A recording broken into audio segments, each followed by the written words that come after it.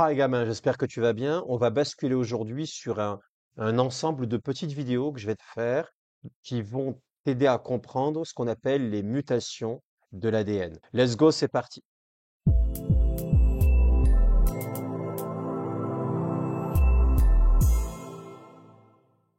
Première chose à savoir, c'est évidemment d'être capable de donner une définition juste des mutations. Tu trouveras sur Internet et dans des bouquins qu'une mutation, c'est une modification de la séquence d'un gène. C'est une définition qui est fausse parce qu'elle est restrictive. Je te donne cette définition-là. Les mutations correspondent à toute modification d'une séquence d'ADN. C'est très large, mais c'est beaucoup plus juste. À partir de là, on bascule sur quels sont les mécanismes qui permettent de créer des mutations. De quoi s'agit-il? Tu ne sais pas à l'avance quelle est la cellule concernée, quel est le gène concerné, quel est le brin concerné, quel est le nucléotide concerné. D'accord? Les mutations sont strictement aléatoires. Quels sont ces trois mécanismes? Si tu enlèves des nucléotides, c'est une délétion. Tu enlèves des nucléotides, tu enlèves 1, 2, 100 nucléotides. Mutation par délétion. Tu peux aussi avoir un ajout de nucléotides, c'est-à-dire que tu vas ajouter 1, 2, 100 nucléotides.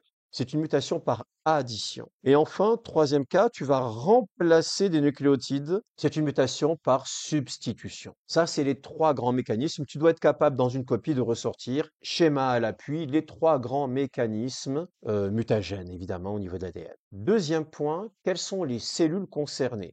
Tu sais qu'il existe deux principaux types de cellules. Il existe les cellules germinales et les cellules somatiques. Définition, les cellules germinales sont en fait des cellules qui servent à la reproduction. C'est les cellules qui vont permettre la création des gamètes et qui servent donc à la fécondation. Les cellules somatiques, c'est tout le reste de ton corps. Je pense que jusque-là, on est bon. Alors, c'est important de repérer la localisation cellulaire d'une mutation. Je t'ai mis ici Papaport. Alors Papaport, lui, il peut avoir des mutations. Si la mutation est somatique, c'est-à-dire qu'elle ne concerne que une cellule qui n'est pas reproductive, eh bien la mutation peut avoir un impact cellulaire, un impact sur Papaport, mais elle ne pourra pas se transmettre, elle ne sera pas héréditaire, ne pourra pas se transmettre à la génération suivante. Bébé porc en sera dépourvu. Par contre, si les mutations sont germinales et que ça concerne par exemple une cellule testiculaire, celle qui devient donc un spermatozoïde. Eh bien, si c'est le spermatozoïde muté qui intervient dans la fécondation, eh bien, toutes les cellules, je dis bien toutes les cellules de bébé porc porteront la mutation. On voit bien que seules les mutations au niveau des cellules germinales sont transmissibles à la génération suivante. Donc, on a vu la localisation cellulaire, il est temps de passer à la localisation nucléotidique. En effet, en fonction de la position exacte de la mutation, sur tel ou tel nucléotide, eh bien l'impact sera différent. Je te rappelle que tu as étudié le code génétique ADN-protéines. Ce tableau du code génétique te montre que pour coder pour un acide aminé, on lit l'ADN par groupe de 3 lettres. On appelle ça des codons. Je te prends premier exemple, la méthionine. Tu sais que la méthionine, c'est l'acide aminé numéro 1 de toute protéine produite. Et il est codé par le codon ADN ATG. Eh bien, si tu changes une lettre de ce codon ATG, tu changes l'acide aminé. Pourquoi?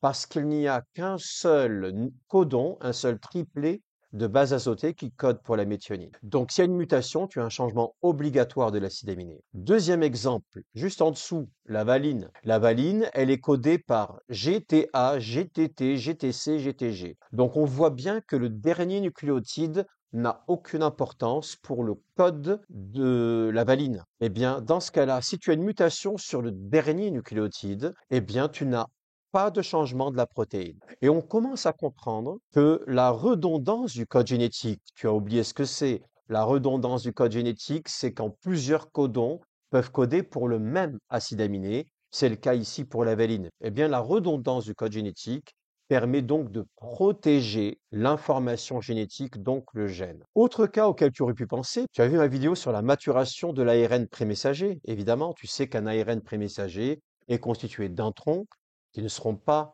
transformés en protéines et d'exons qui pourront potentiellement être conservés, mais pas tout le temps. Eh bien, si la mutation est intronique, c'est-à-dire que la mutation concerne un segment du gène qui est un intron. Eh bien, dans ce cas-là, tu n'auras pas d'effet sur la protéine. Pourquoi? Parce que l'intron n'est jamais conservé chez les cellules eucaryotes. J'ai choisi de travailler sur le codon CAA. Le codon CAA code normalement pour la glutamine. Trois types de mutations fondamentales ici. Première mutation, je vais remplacer la première lettre. Je remplace CAA, ce qui nous donne TAA. Alors évidemment, tu connais ton cours. Tu sais que là, au niveau de l'ADN, et que TAA code évidemment pour un codon stop. Un codon stop veut dire que le ribosome arrête de produire la protéine et par conséquent, c'est ce qu'on appelle une mutation non-sens. Une mutation non-sens, c'est une mutation qui va couper la protéine. Deuxième substitution, je vais maintenant remplacer la dernière lettre, le A par un T. Qu'est-ce que ça change? Eh bien, dans ce cas-là,